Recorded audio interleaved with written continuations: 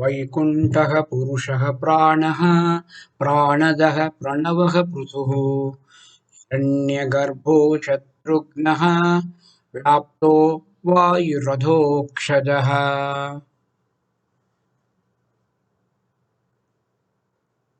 Vaikuntha means uniting the elements, one who prevents men from going astray into the wrong paths and attracts everyone towards him. This is one name of Vaikuntha.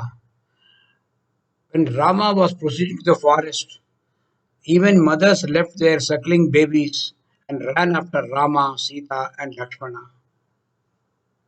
Krishna also displayed similar magnetism when the women folk of Vrindavan left their families and joined Krishna in Rasa Leela in the dead of night. Mahavishnu is called Vaikuntha because he united the earth with water, space, united earth with water, space with air, air with fire. Hence the name Vaikuntha has come to me. This is stated in Shanti Parva of Mahabharata. Kuntha means limited. So Vaikuntha means unlimited. Vishnu is the Paramadhamam, Sharanagati.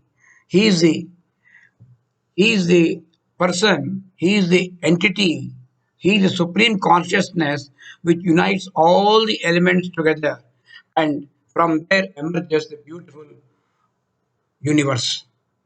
Mahavishnu is the one who resides in the bodies of all jivas. So he is called Purushaha, resident in the body, one who dwells in all bodies. But is all called Puri. It's called Puri because it is like a Navadvare Puri. It is the citadel, it is a city with nine gates. It is called Navadvare Pure Dehi. That is what Bhagavad Gita says. Puri Shayanayati Shayanati iti Purushaha. One who lives in a Puri is called Purushaha.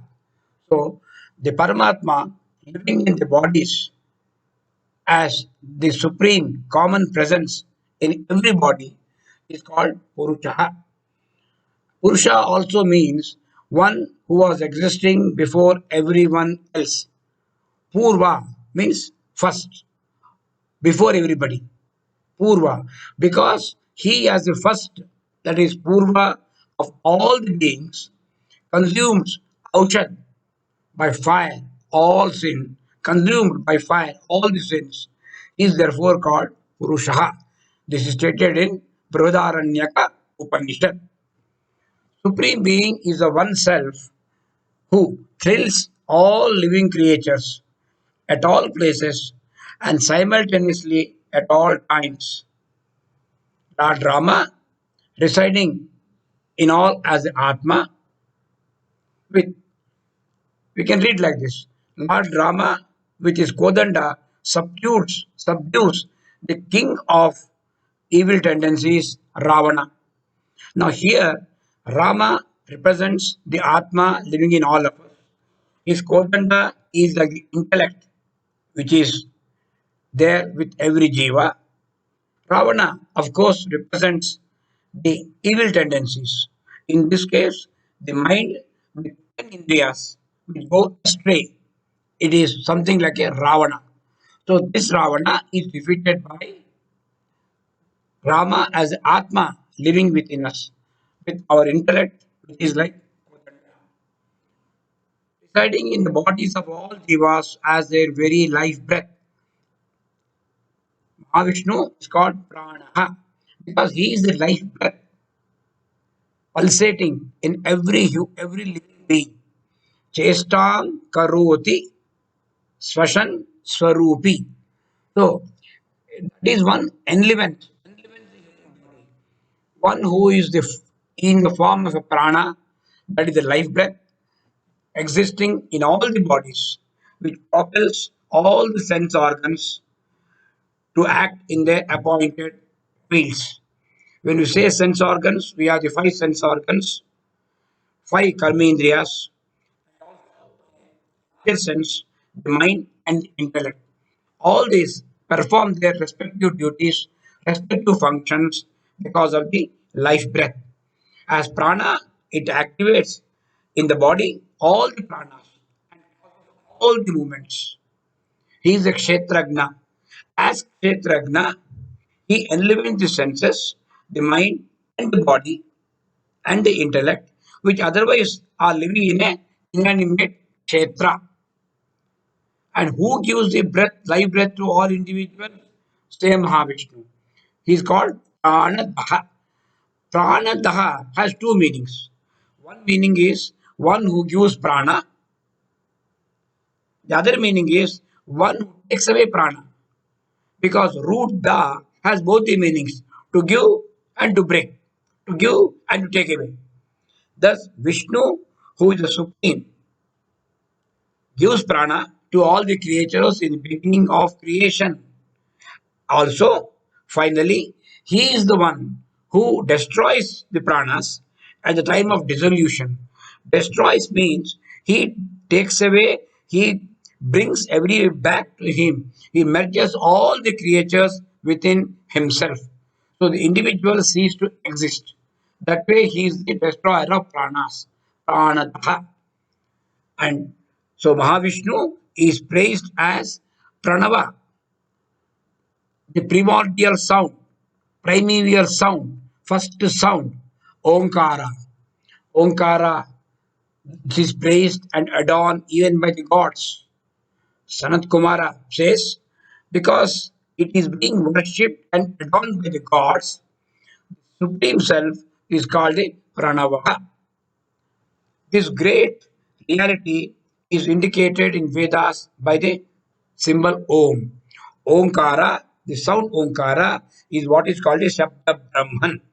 It is Brahman indicated as sound, is Omkara. So Omkara is the Pranava. It is the first sound, most sacred sound. Every mantra in every Veda begins with the prefix with Om, Omkara. In Ramayana, for example, he says he is worshipped by everybody because of his noble qualities. Gunaihi dasyam upagataha. The entire world bows down to him because of his noble qualities. Now, will not the world bow down before one who himself is the world? Prithuhu, same Mahavishnu takes an expanded form. He is all pervasive. He expands himself and manifests himself into the world, into the entire universe of infinite names, infinite forms. Bhagavad Gita, Lord Krishna says, I am the sweet fragrance in earth. Not only the earth, but the sweet fragrance in the earth is myself.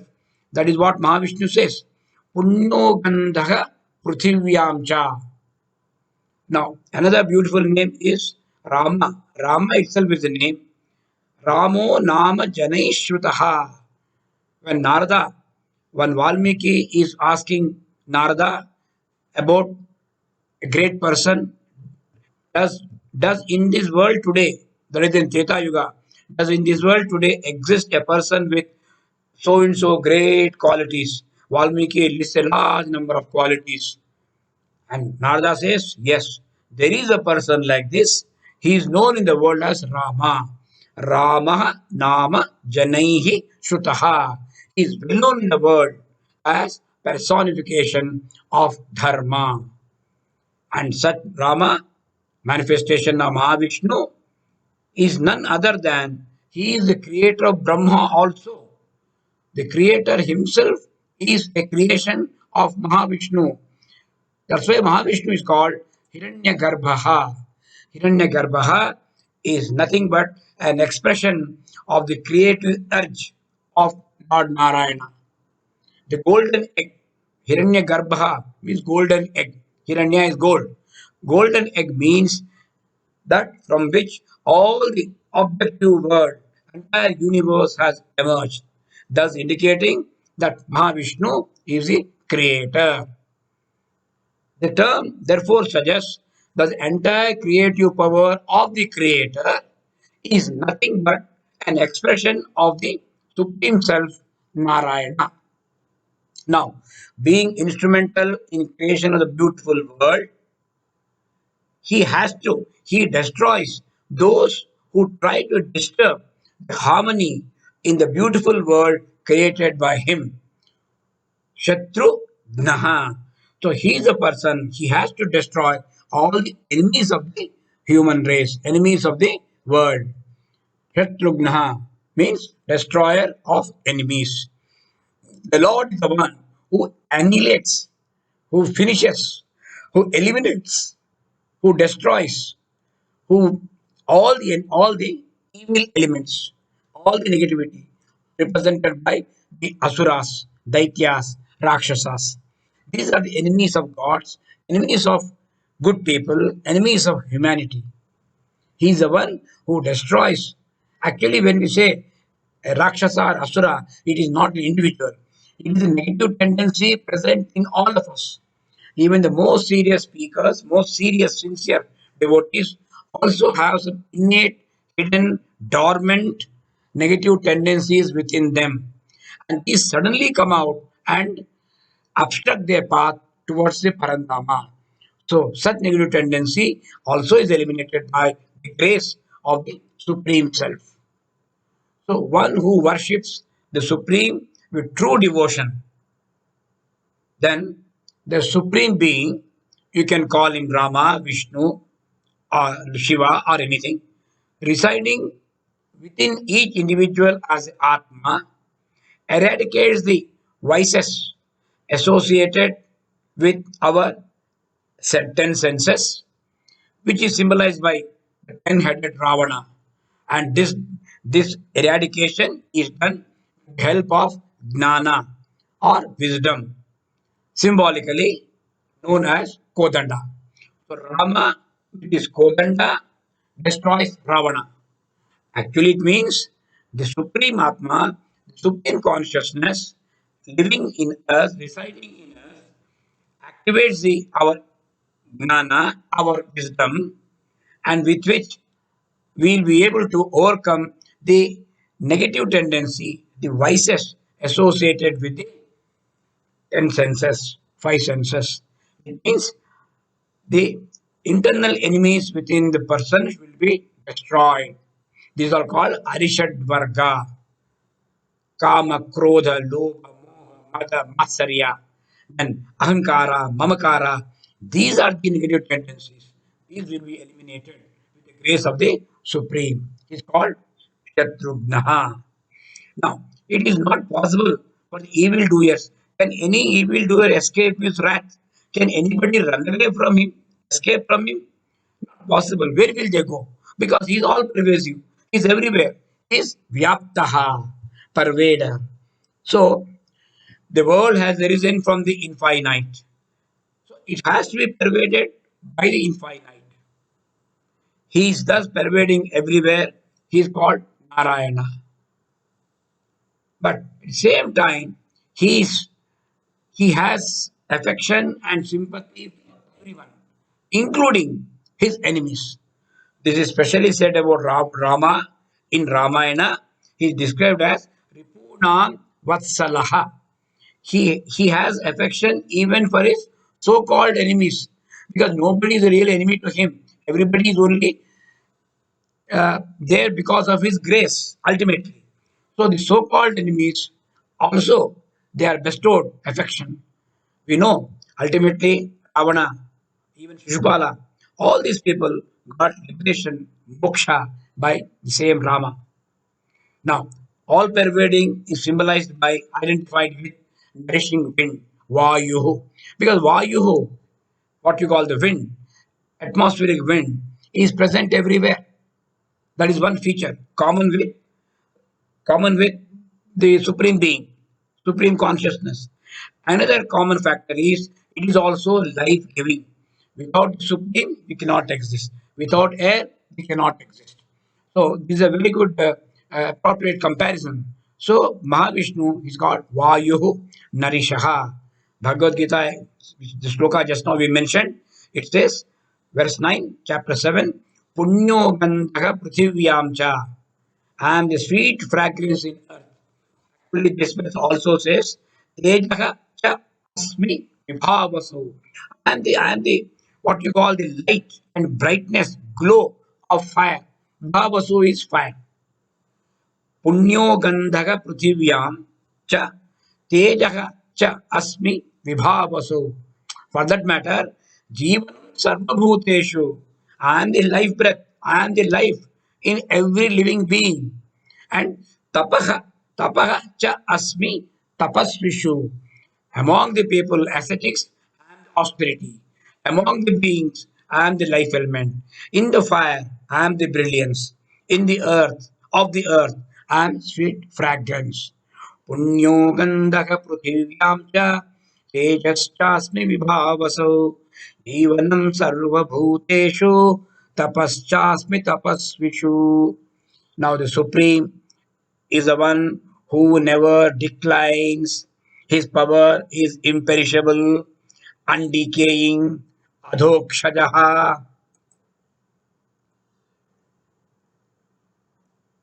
Adhokshajaha literally means one which does not decline. At no time my vitality flows downwards. Hence I am called Adhokshajaha. Udyoga Parva Mahabharata. Adho na kshiyate jatu yasmat tasmat adhokshajaha. That's what it says. The term adhokshajaha can also mean one who is not available for the powers of the sense organs to perceive, one who cannot be grasped by the ordinary senses. One more meaning of adhokshajaha is he who remains under both the atmosphere and the earth as the supporter of the entire universe. Means he is a substratum, base, the real support of the entire universe. That's why it says one who remains both under the atmosphere and under the earth as a supporter of the entire universe. Adhokshajaha. So with this, we come to the conclusion of this verse. Now the Shanti mantra. Om Sarvesham Swastirbhavatu Sarvesham Shantirbhavatu Sarvesham Purnam Bhavatu Sarvesham Mangalam Bhavatu. Om Shanti Shanti Shanti.